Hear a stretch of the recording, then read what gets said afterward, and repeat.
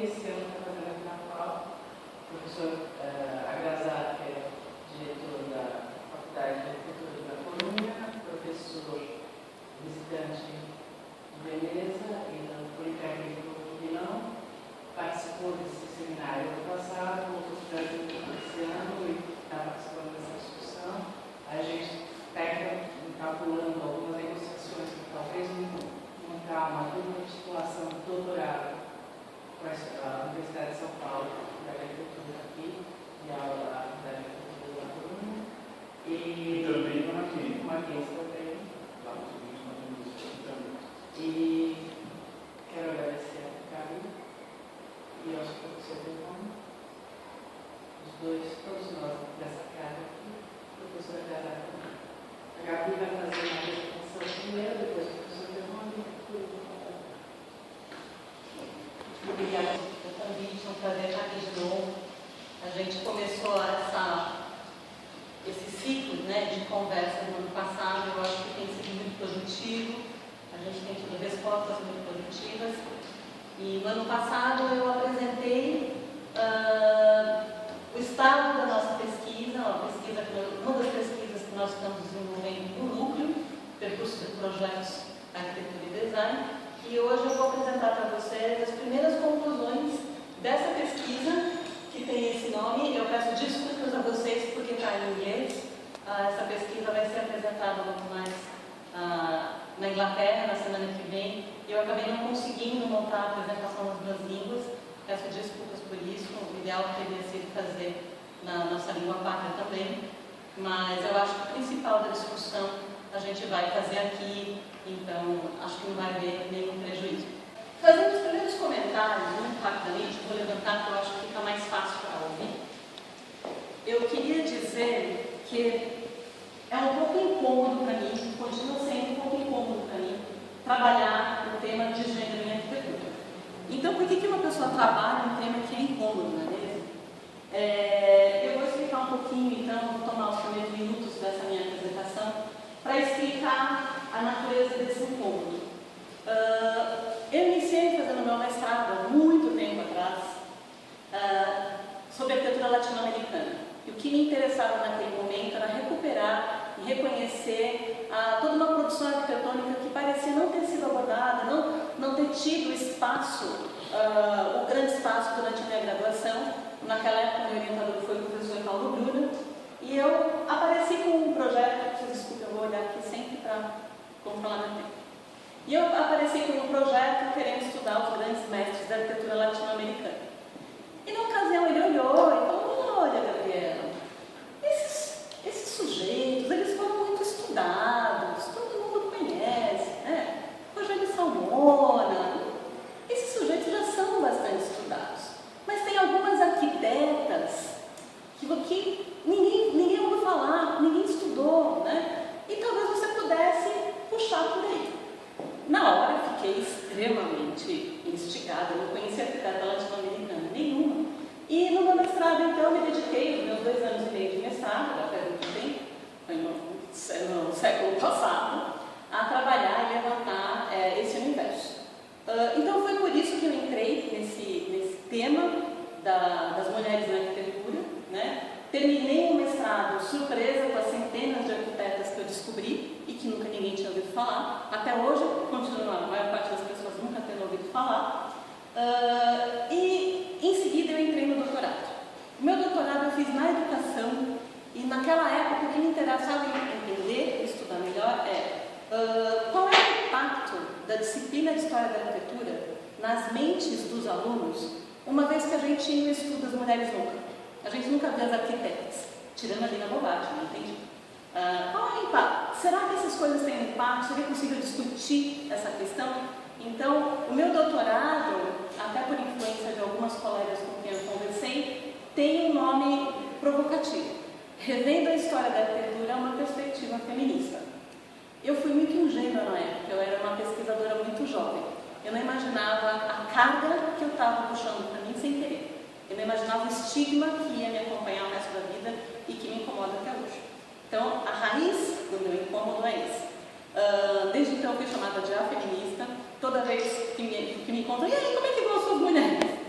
E eu passei muito tempo sem estudar as mulheres pensando que, quero me livrar desse assunto. Porque apesar do que é chato, chega uma hora que você cansa das brincadeiras, das gozações, e de ser vista sempre sob esse ângulo.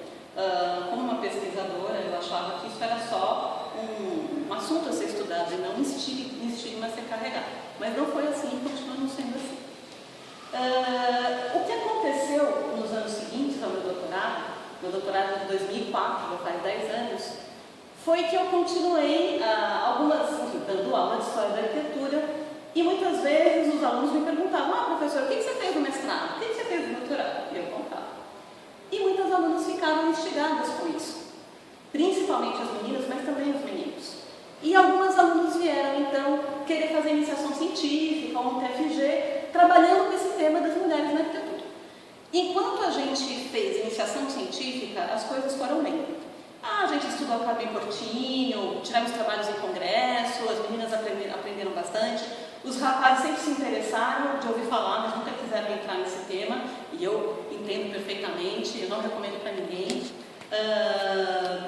Mas os nossos problemas começaram quando as meninas do TFG começaram a abordar a questão projetual. Quando a gente entra no território de projeto, a questão do gênero se torna instável. Ela se torna fugidia, ela começa a ser problemática. Algumas alunas, tanto minhas como outras pesquisadoras que foram trabalhar com essa questão com os orientadores, me relataram o mesmo problema. Na hora do projeto, os argumentos de gênero não se sustentam. A questão do gênero parece realmente não ser útil, não ser relevante. E isso acabou ficando na minha cabeça. Enfim, por força da vida de acadêmica, da vida de pesquisadora, eu decidi retomar, sabendo disso que ocorria, sabendo do peso que isso ia significar para mim novamente, eu decidi retomar e fazer uma proposta para a FAPESP, chamada Feminino e Rural, Mulheres Arquitetas e Designers, e essa proposta para a FAPESP, para meu espanto, foi aceita em 2011. Eu, de novo, estava às voltas com esse tema problemático e estigmatizante das mulheres na arquitetura, das mulheres no design. Mas eu acho que na pesquisa a gente tem que ter coragem. Eu acho que também era uma resposta às minhas alunas e alunos sobre esse tema. Eu acho que, de certa maneira, talvez eu devesse essa resposta a eles, já que tinha feito um mestrado e um doutorado sobre isso. Faltava esse capítulo. Na história da arquitetura havia alguns desdobramentos, que eu vou mencionar aqui rapidamente. Mas e no projeto? Como é que eu vi essa questão? Nem eu mesma tinha isso claro, e observar a dificuldade das minhas alunas, das minhas orientandas e de pesquisadoras mais experientes ao lidar com essa questão, me deu, digamos assim, a motivação para então continuar com a pesquisa.